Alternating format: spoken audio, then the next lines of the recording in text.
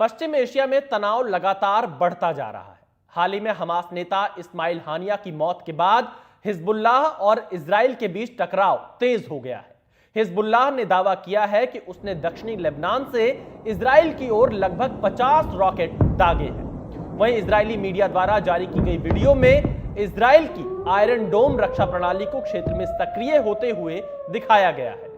हालांकि इन हमलों में किसी के हताहत होने की खबर अभी तक सामने नहीं आई है। इन हमलों के बाद मध्य पूर्व में तनाव बहुत ज्यादा बढ़ गया है, क्योंकि ईरान और उसके सहयोगी हमास और हिजबुल्लाह अपने नेताओं की हत्या का बदला लेने की तैयारी कर रहे हैं। इन हत्याओं का आरोप इजराइल पर लगाया गया है, जिससे इलाके में जंग की आशंका बढ़ गई है। इस बीच इजराइल के बचाव में अमेरिका पूरी तरह से उतर गया है और अपने युद्धपोत और लड़ाकू विमान वहां भेज रहा है।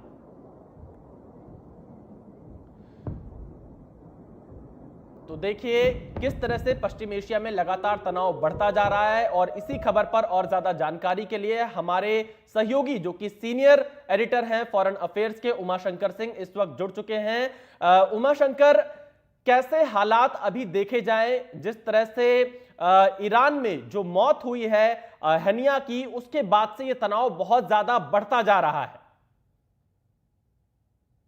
जी देखिए, जब से हिजबुल्लाह के आर्मी कमांडर की, उसके मिलिट्री कमांडर की मौत हुई है इजराइल के हमले में, जब इजराइल ने ये कहते हुए इस कमांडर को मारा कि जो बजदाल शम्स इलाके में जो हमला हुआ जिसमें कि 12 बच्चों की जान गई, उसका जिम्मेदार वो था। तो उस कमांडर की मौत के बाद जो है हिजबुल्लाह लगातार बदले लेने के लिए वो रॉकेट से हमले कर रहा है और बीती रात भी और अल सुबह भी रविवार की काफी जो रॉकेट से हमले जो हैं वो गलीली इलाके में किए गए। हालांकि तमाम जो रॉकेट्स हैं वो आयरन डोम रक्षा प्रणाली ने रास्ते में ही रोक लिया और किसी को इसमें जान माल का नुकसान जो है वो नहीं हुआ। लेकिन सबसे अहम बात यही है कि जिस तरीके से तनाव का वहाँ माहौल है और इससे पहले जो है कुछ घंटे पहले इजराइल ने सीरिया लेबनान बॉर्डर पर एक हवाई हमला किया जिसमें एक कार को निशाना बनाया। उस कार में एक हिजबुल्लाह के सैनिक की मौत जो है वो हुई बताई जा रही है। तो लगातार हमले दर हमले का सिलसिला जो है चल रहा है। तकरीबन 7,000 के आसपास जो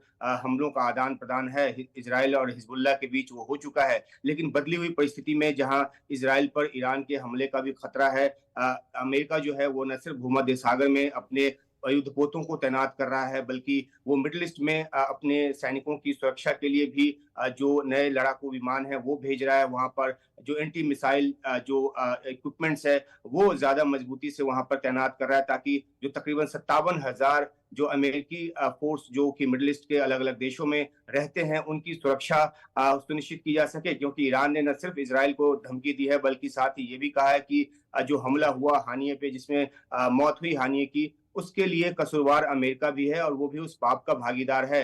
तो अमेरिकी हितों पर भी जो हमले की आशंका है और इसी वजह से न सिर्फ इजराइल के बचाव के लिए बल्कि अपने सैनिक प्रतिष्ठानों की सुरक्षा के लिए भी जो अमेरिका है वो लगातार कोशिश कर रहा है। लगातार इस बात की भी कोशिश हो रही है अमेरिका की तरफ से कि सीज फायर का जो एक सिलसिला, जो एक बातचीत का जो सिलसिला है वो चलता रहे। इसलिए काहिरा में जो इजराइल वार्ताकार दल है वो पहुंचा है ताकि उस बातचीत को आगे बढ़ाया जा सके। लेकिन बातचीत के जरिए किसी नतीजे तक पहुंचना, सीज फायर तक पहुंचना हमास और इजराइल के बीच जो है वो अब नामुमकिन लगता है। और इस बात को जो तुर्की के राष्ट्रपति एर्दोआन है वो भी कह चुके हैं। तो अब कोई भी संभावना बची नहीं है हमास और इजराइल के बीच किसी तरह के युद्ध विराम की। और दूसरी तरफ लेबनान की तरफ से लगातार उत्तरी इलाके को निशाना बनाकर हमला किया जा रहा है हिजबुल्लाह की तरफ से। तो सिचुएशन काफी गंभीर है और अंदेशा इस बात का लगाया जा रहा है कि ईरान की तरफ से जो बड़ा हमला होगा वो अगले 2 से 3 दिनों के भीतर हो सकता है, ऐसा अमेरिकी अधिकारियों के हवाले से कहा जा रहा है।